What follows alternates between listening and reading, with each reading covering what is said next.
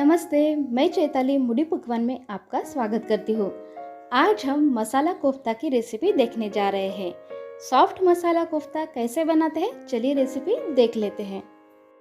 मसाला कोफ्ता बनाने के लिए मैंने यहाँ पे एक मीडियम साइज की लौकी ली है, जिसे पहले हमें छील लेना है। छिलके निकालने के बाद हमें इसके दोनों एंड्स को कट्स लगा लेने हैं और बीच में से भी काट लेना है। बीच में से काटने से हमें ग्रेट करने में आसानी होती है, इसलिए बीच में कट्स लगाते हुए बाद में हमें इसे ग्रेट कर लेना है।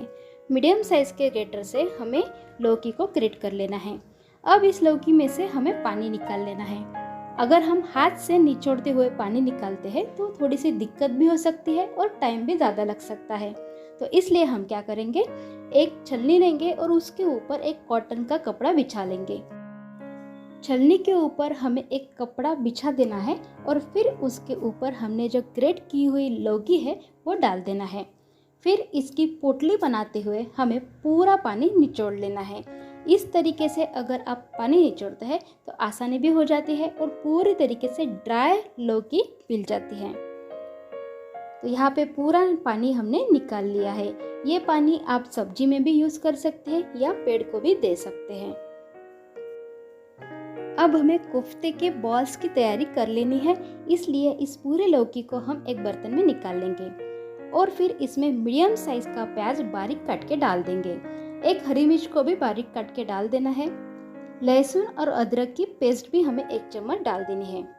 आधा टेबलस्पून हल्दी पाउडर, आधा टेबलस्पून लाल मिर्च पाउडर, 1/4 टेबलस्पून गरम मसाला, आधा टेबलस्पून जीरा, आधा टेबलस्पून अजवाइन।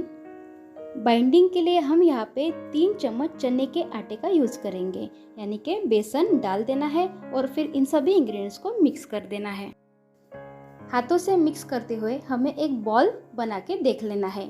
अगर बाइंडिंग आ जाती है, यानी कि हमने जो बेसन डाला था उसका प्रोपोर्शन बराबर है, तो अब हमें ज़्यादा बेसन या कॉर्नफ्लोर डालने की ज़रूरत नहीं है। लास्ट में हम 1/2 टेबलस्पून नमक भी डाल देंगे। आपको पहले नमक नहीं डालना है, नहीं तो वह नमक पानी छोड़ने लगेगा। जब आपको फ्राई करना है उसी टाइम पे आपको नमक डाल देना है और इस तरीके से बॉल्स बना लेने हैं और गरम तेल में आपको फ्राई कर लेने हैं। मीडियम फ्लेम पे हमें इसे गोल्डन ब्राउन होने तक अच्छी तरीके से फ्राई कर लेना है। इन्हें फ्राई होने में कम से कम हमें 7 से 8 मिनट लगने वाले हैं। तो अच्छी तरीके से चलाते हुए और गोल्डन ब्राउन कलर आने तक और इसके अंदर तक जो बेसन हमने डाला था वो पकने तक हमें इसे फ्राई कर लेना है। तो यहाँ पे हमारी पहली बैच जो है वो फ्राई हो चुकी है। अब हम इसी तरीके से बाकी के बॉल्स भी फ्राई कर लेते हैं। एक बार ये बॉल्स फ्राई हो जाए फिर हमें ग्रेवी की तैयारी भी कर लेनी है। तो यहाँ पे सेकंड बैच भी फ्राई हो चुकी है। अब कढ़ाई में से हम कुछ तेल निकाल लेंगे और उसी तेल में हम ग्रेवी की तैयारी कर लेंगे। अभी इसी तेल में हम 1/4 टेबलस्पून राई और 1/4 टेबलस्पून जीरा डाल देंगे और फिर 1/2 कटोरी यानी एक मीडियम साइज के प्याज की प्यूरी भी डाल देंगे। फिर इसी के साथ हम 1 टेबलस्पून जिंजर गार्लिक की पेस्ट भी डाल देंगे।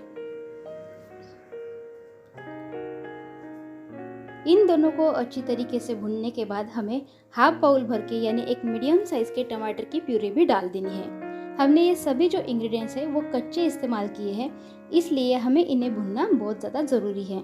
अगर ये कच्चे रह जाते हैं तो जो स्वाद है वो बिल्कुल भी अच्छा नहीं आएगा। प्यूरी अच्छी तरीके से भून जाए फिर हमें 1/4 टेबलस्पून हल्दी पाउडर, 1/2 टेबलस्पून लाल मिर्च पाउडर, 1/4 टेबलस्पून गरम मसाला, 1 टेबलस्पून धनिया पाउडर, फिर 1/2 टेबलस्पून नमक भी डाल देंगे और इन सभी मसालों को प्यूरी के साथ अच्छी तरीके से मिक्स कर देंगे और भून लेंगे। जब तक कि ये ऑयल ना रिलीज कर दें तब तक हमें इन सभी मसालों को भून लेना है। मसाले अच्छी तरीके से भून जाए फिर हम थिकनेस के लिए यहाँ पे 1 टेबलस्पून बेसन का यूज़ करेंगे। बेसन डालने से ग्रेवी में गाढ़ापन आ जाता है और वो रिच भी हो जाती है। हम ज़्यादा भी पानी डाल देते हैं तब भी ये जो है ग्रेवी वो पानी सोख कर लेती है, इसलिए बेसन डालना ज़रूरी है। और जब ये मसाले ऑयल रिलीज करने लगे तब हमें ज़रूरत के हिसाब से पानी डाल देना है। जितना हमें ग्रेवी चाहिए उतना पानी हमें डाल देना है और पानी को उबाल लेना है। जब ये ग्रेवी अच्छी तरीके से उबल जाए फिर हमने जो बॉल्स बना के रखे थे वो डाल देने हैं। तो यहाँ पे मैं सारे कोफ्ता बॉल्स इसमें ऐड कर देती हूँ और फिर 2 से 3 मिनट के लिए इन्हें ग्रेवी में ही पकने देती हूँ। इससे जो कोफ्ता है वो बढ़िया से सॉफ्ट हो जाते हैं और खाते टाइम वो और ज़्यादा मुलायम लगते हैं। तो ढक के मैंने यहाँ पे 2 मिनट के लिए इसे पका लिया है। तो यहाँ पे हमारे मसालेदार कोफ्ते तो रेडी हो गए हैं। अब गैस का फ्लेम बंद करके हम इसे गर्मा गर्म सर्व कर लेते हैं। आज की मसाला कोफ्ता की रेसिपी आपको कैसे लगी मुझे कमेंट करके ज़रूर बताना। हमारे मुड़ी पकवान के फैमिली में शामिल होने के लिए चैनल को सब्सक्राइब ज़रूर करना और बेल नोटिफिकेशन को भी ऑन कर देना। फिर से ऐसे ही मज़ेदार रेसिपी में मिलते हैं, तब तक के लिए बाय बाय।